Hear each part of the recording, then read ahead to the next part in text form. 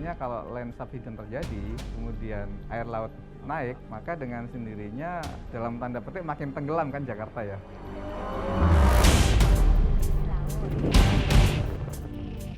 Ya khawatir lah.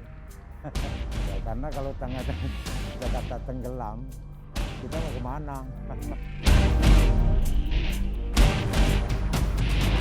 Gas daratanya makin turun, air lautnya makin naik. Saya kira itu juga menjadi tantangan tersendiri bagi dataran tinggi.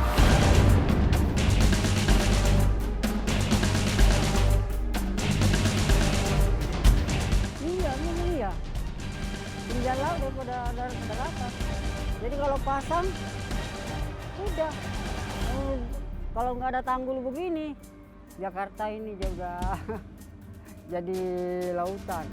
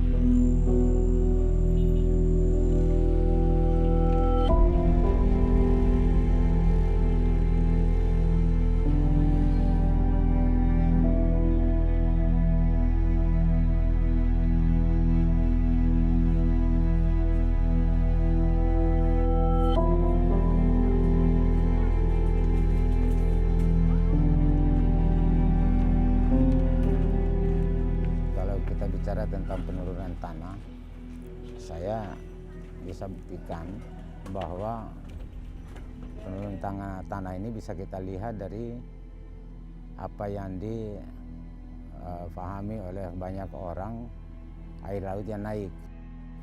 2006-2007 itu kita bangun tanggul baru. Tinggi tanggul baru itu di atas permukaan air laut itu 1 meter, Pak. Saya juga udah katakan, mari kita lihat nanti 2017. Tanggul kita ini bisa udah rata lagi sama air laut nanti. Ternyata betul. Dalam 10 tahun itu 1 meter. Berarti bisa rata-rata 1 tahun itu 10 cm. Kan itu buktinya. Nah, kalau kita bicara naik air laut, berarti pulau udah ada yang tenggelam dong, kan begitu. Sedangkan Kepulauan Seribu itu kan nggak ada perubahan. Maka dari situ saya pastikan ini yang turun daratan Jakartanya. Kalau warga di sini, warga nelayan di sini, ya itu termasuk bagian daripada bukti penurunan darat Jakarta. Nah, rumah-rumah warga nelayan di sini kan rumah-rumah kayu, pancang tiangnya bambu. Tiap berapa tahun tuh naikin lagi karena udah kena lagi air laut, udah tenggelam lagi rumahnya. Tiap 3, 4 tahun, 5 tahun itu memang mereka tinggiin 50-60 cm. Nah, setiap kali tinggiin. Mari kita lihat ini pada saat air surut ini. Air setengah surut ini. Nah, dari air yang sekarang kita ini kan udah 1 meter lebih. Ya kan, tinggi. Kalau dilihat dari ukuran tinggi darat, hampir 2 meter. Nah, di bibir tanggul ini, pas sampai mau rata, ini kalau pasang besar, coba bayangin aja, hampir 2 meter di ketinggian air laut daripada darat.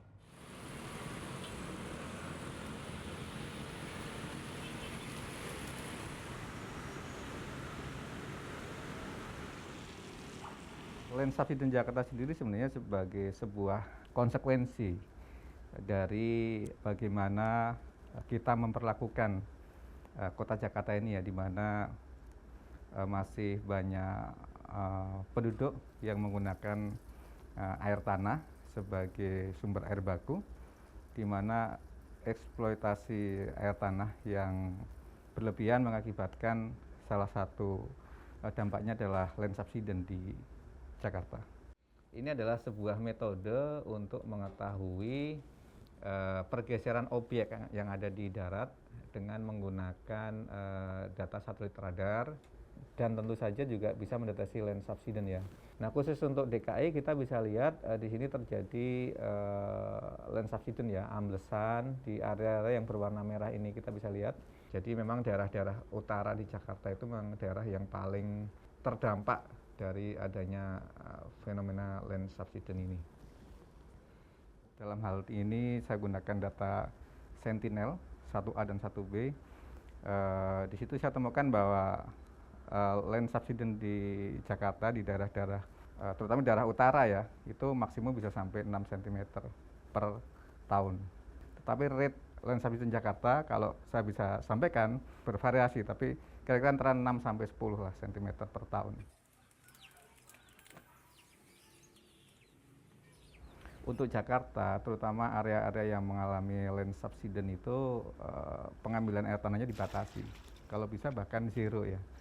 Kita tidak boleh lagi mengambil air tanah di area tersebut. Bahkan kalau bisa malah seluruh Jakarta mestinya sudah begitu. Kendala yang ada di Jakarta sepertinya karena distribusi untuk air yang bersumber dari air permukaan ya, dalam hal ini PAM, belum bisa mendistribusikan kebutuhan air ini ke masyarakat dengan merata. Akibatnya kalau seandainya perda itu juga dimunculkan oleh Pemda DKI, kendala yang akan dihadapi adalah warga tidak punya alternatif lain untuk memenuhi kebutuhan air baku.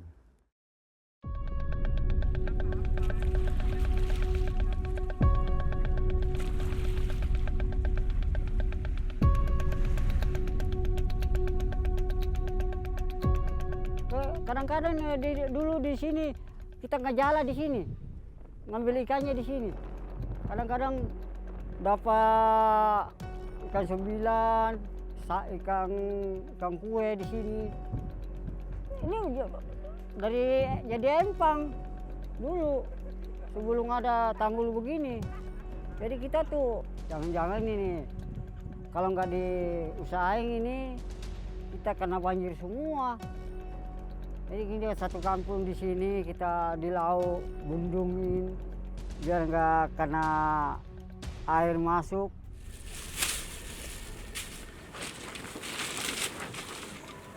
Udah berubah. Dulu kan di sebelah sananya diuruk. Jadi air itu udah mulai mulai rendah. Diuruk dulu baru dibendung begini. Jadi supaya itu menghalangi tembok pancangannya. Bagus juga. Karena diuruk dulu baru dipancang, baru ditembok begini nih. Kalau nggak ada ini mah udah. Pokoknya luar batang pelelangan udah jadi lautan semua. Ini kan dulu kan di samudera itu masih lautan, diuruk. Ya seperti juga di sini, diuruk dulunya. Jadi supaya agak rendah. Jadi air itu ngurangin masuk. Ada kita 5 kali dah. 5 kali itu ini terus. Rubuh. Kadang-kadang atau ini kena ombak aja udah ini. Jadi kalau menurut saya sih sebenarnya sudah tidak bisa dilakukan lagi karena lahannya sudah habis. Sehingga pemaksaan pengembangan area-area bisnis baru atau permukiman baru di area yang sebenarnya tidak layak itu akan menjadi beban tersendiri bagi Jakarta.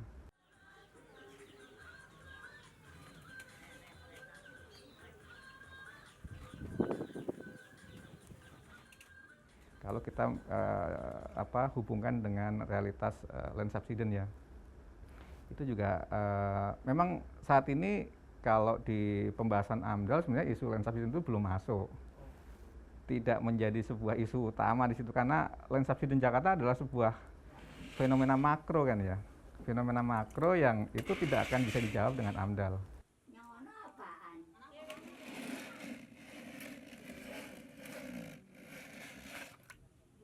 Justru tata ruangnya sekarang yang harus kita ini ya, bagaimana kita membuat tata ruang kota yang memperhitungkan aspek-aspek risk, aspek bencana. Kita tahu seandainya land subsidence itu tidak kita perhatikan ya, tidak kita cari antisipasi solusinya untuk menahan rate land subsidence, itu ke depan bakal menjadi sumber bencana yang tidak terduga bahkan.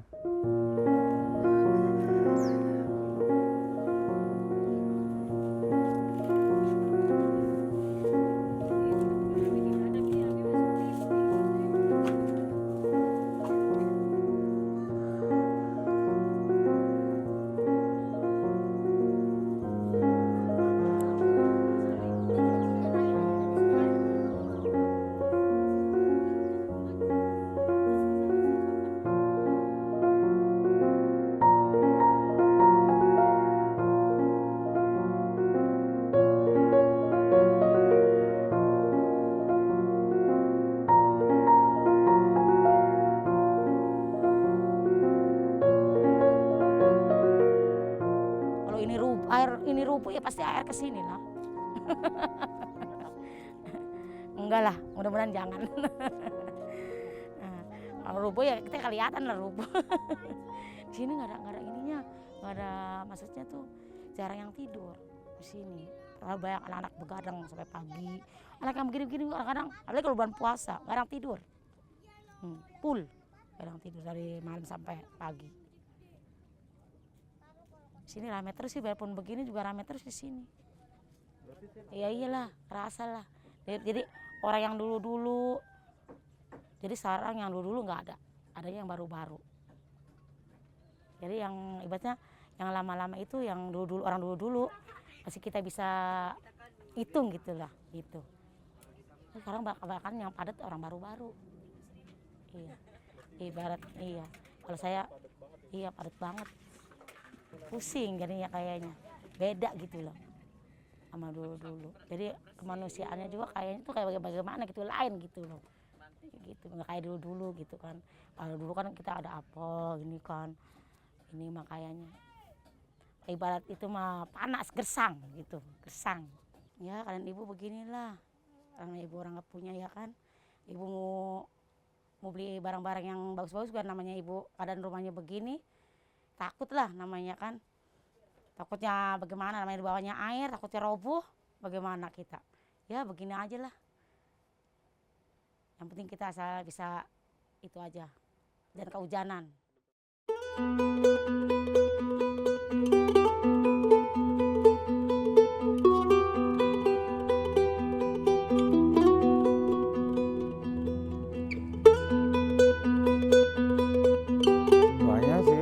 Berdampak pada aktivitas warga juga ada berdampak, seperti banjir rob. Kenapa banjir rob? Ya karena kebocoran jebol tanggul, dan juga pada masa tanggul itu udah sampai masa dikejar air laut, itu disebut rob.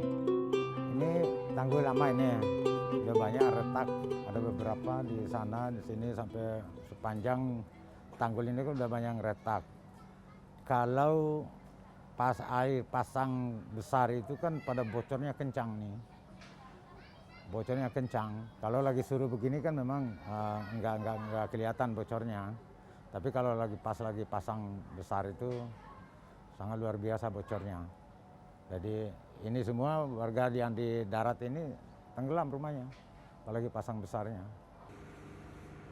Saya sendiri dari dulu selalu khawatir, walaupun udah ditutup tanggul baru, tapi tanggul baru itu kan belum 100% untuk menangkis air laut ini. Masih bertahan oleh tanggul lama ini. Nah, tanggul lama ini kan udah banyak yang retak.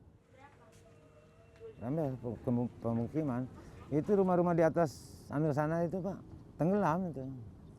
Kalau lagi pasang besar itu. Pasang besar hampir tiap bulan lah, 3 bulan ya udah pasti ya, pasang besar itu.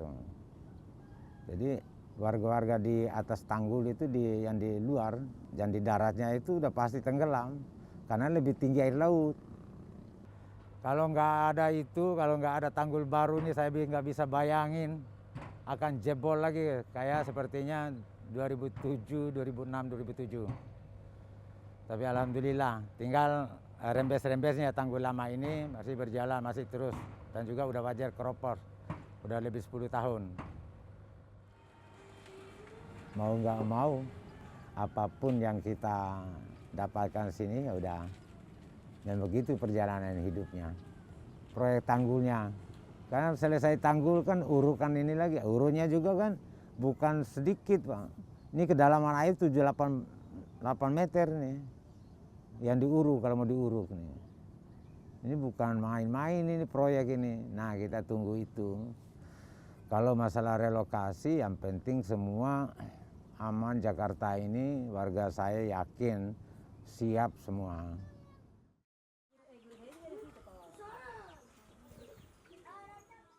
Land subsidence sendiri tentu akan memperparah ini ya dampak rob ya, karena kan bahkan kalau kita amati ada beberapa daerah di Jakarta Utara itu kan yang dibangun tanggul ya, yang air lautnya bahkan lebih tinggi dari ini kan, dari daratannya kan sampai 2 meter lebih itu.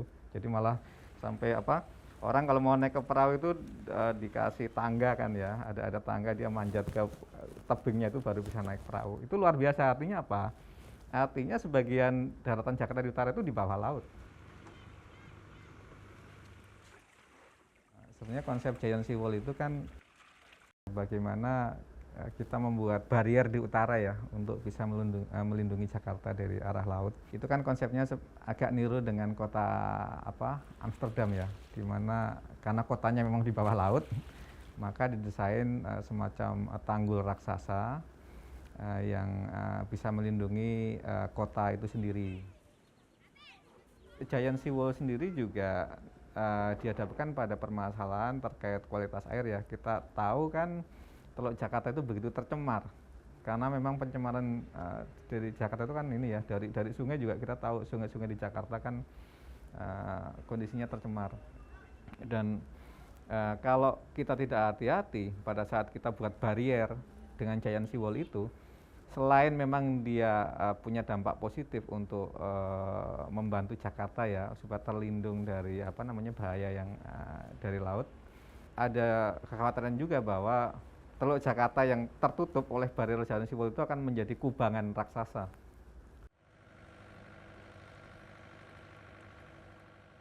Ini ada hal lain yang harus kita perhatikan, manakala giant sea wall itu dibuat, tapi ada juga fenomena lain yang harus kita perhatikan supaya itu bisa diantisipasi lah.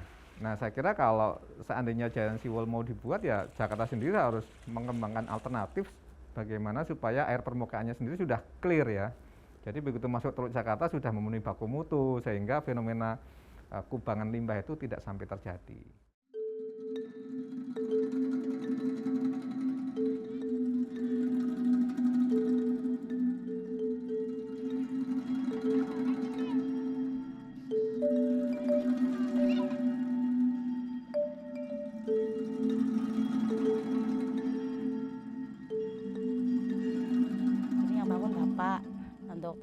Tempat tinggal ibu sama anak-anak ya kan, tadinya ini air, berhubung kasih jembatan begini biar cepat anak-anak bisa jalan mondar-mandir ya kan.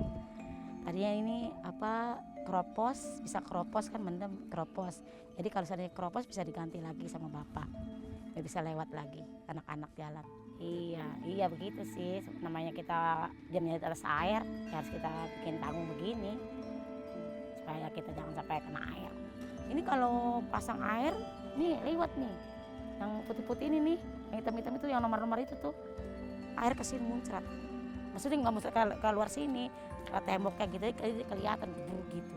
Iya, alhamdulillah sih, kalau selama di Deko itu ya alhamdulillah. Jadi air yang di dalam kolong tanggul juga ketarik semua, alhamdulillah.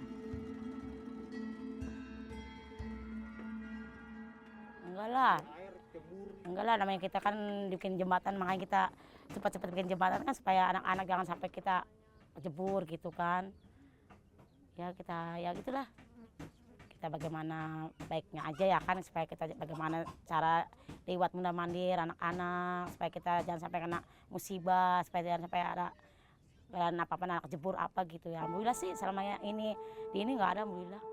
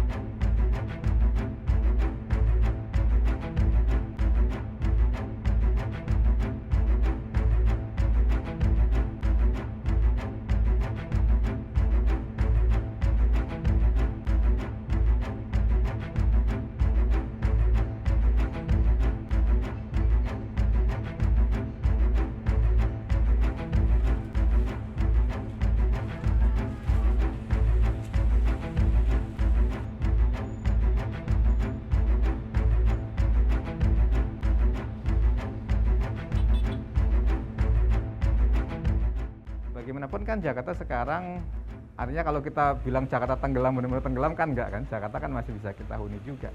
Tetapi kondisi saat ini darurat, artinya kita harus segera lakukan langkah-langkah untuk menyelamatkan Jakarta dari ancaman land subsidence agar Jakarta bisa terus berlanjut. Artinya keberlanjutan kota itu bisa terus kita pertahankan.